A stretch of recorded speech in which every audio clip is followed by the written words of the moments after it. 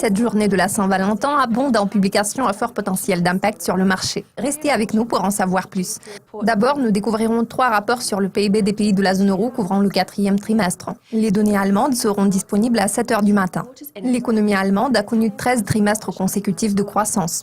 Les statistiques italiennes seront publiées à 9 heures. Cette économie n'a pas connu de contraction trimestrielle depuis 2014.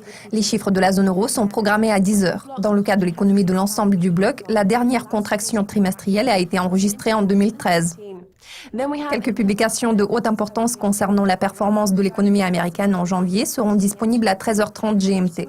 L'IPC est l'une d'entre elles. L'inflation sous-jacente a connu 11 mois de progression, mais le rythme annuel de la croissance des prix reste toujours inférieur à 2%.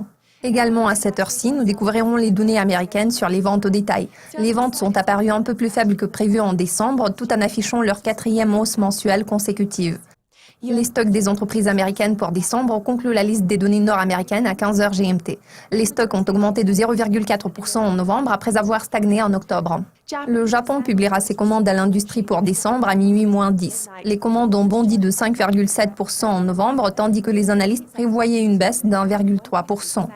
À minuit GMT, l'Australie publiera son enquête sur les attentes en matière d'inflation pour février.